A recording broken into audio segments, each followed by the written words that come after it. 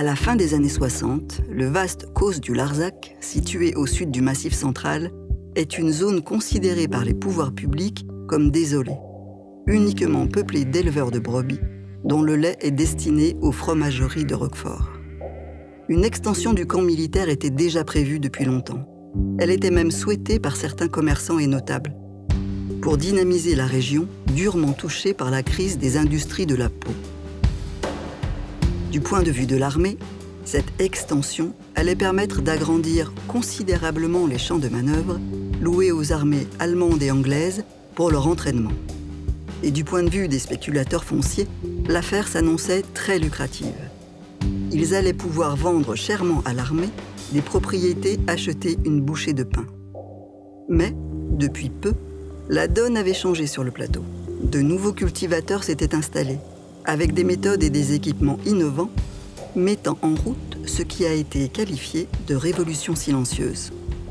Le 28 octobre 1971, Michel Debré, le ministre de l'Intérieur, annonce à la télévision une extension du camp de 3 000 à 17 000 hectares, soit une multiplication de la surface par 6. Cela entraînerait l'expropriation de tous les paysans installés dans ce périmètre. C'est un coup de massue pour ceux qui vivent là depuis des générations, et aussi pour ceux qui avaient tant travaillé depuis leur installation. L'annonce provoque d'emblée un vent de révolte. Apprendre par la télévision qu'on est exproprié et que c'est un pays, c'est Dixit, le ministère de la Défense, il y a quelques paysans qui vivent moyenâgeusement. Ça, c'est des choses, c'est ce qui nous a révoltés au départ. Au début, leur première action, c'est de dire « j'ai servi en 1939-1945, j'ai été prisonnier en Allemagne, mon père a fait la Première Guerre mondiale, l'un de mes oncles a été tué au front, je veux rester sur ma ferme et l'armée que j'ai servie, la France que j'ai servie va me prendre ma ferme, eh bien ils viendront mais je sortirai les pieds devant et mon fusil de chasse, je sais m'en servir et je leur montrerai. » La première réaction instinctive, c'est celle-ci. Hein, c'est pas une réaction, je dirais, de violence, c'est une réaction viscérale de ces agriculteurs. Mais ce n'est pas la voie de la violence que les paysans vont choisir pour se défendre. Les nouveaux venus ne vont pas baisser les yeux devant les militaires. Et, petit à petit, ils fédèrent les agriculteurs locaux autour d'eux pour organiser un mouvement de résistance. La rencontre avec l'apôtre de la non-violence, Lanza del Vasto, dont la communauté de l'Arche est installée à une centaine de kilomètres, est déterminante. Un homme qui semble tomber du ciel arrive à ce moment-là. Il s'appelle Lanza del Vasto avec sa longue barbe et sa robe de patriarche.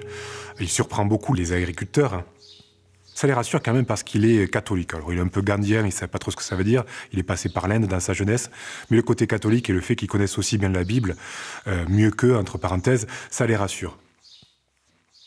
On a écouté ses paroles.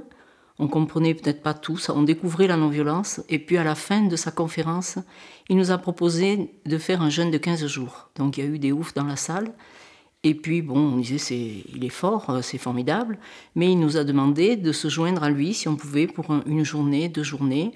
Donc quand il commencerait son jeûne, ça l'aiderait lui. Mais en même temps, il nous ferait des causeries, il nous parlerait de la non-violence. Alors ces causeries, l'un de ces agriculteurs, Robert Gastal, me disait... l'herbe qu'on nous donnait était bonne, mais le râtelier était un peu trop. C'est-à-dire que c'était vraiment très complexe, hein, le discours de Lanza del Vasto. Puis à force de passer du temps à essayer de comprendre ces paraboles, ces métaphores, eh bien ils ont compris surtout le message non violent. Hein, vous ne gagnerez pas en étant violent contre l'armée, vous gagnerez parce que vous êtes les plus faibles. Ça va avoir pour conséquence de fédérer, de regrouper les paysans autour d'un serment dans lequel 103 familles vont jurer de ne pas quitter leurs terres, en tout cas de ne pas les vendre à l'armée. Et ce serment va être vraiment ce qui va permettre à la lutte de durer.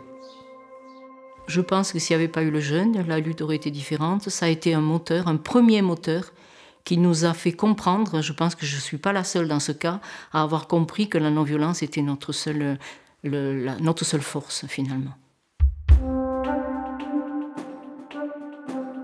La première des actions d'envergure entreprises par les 103 est de quitter le plateau en tracteur pour rejoindre Rodez le 14 juillet 1972.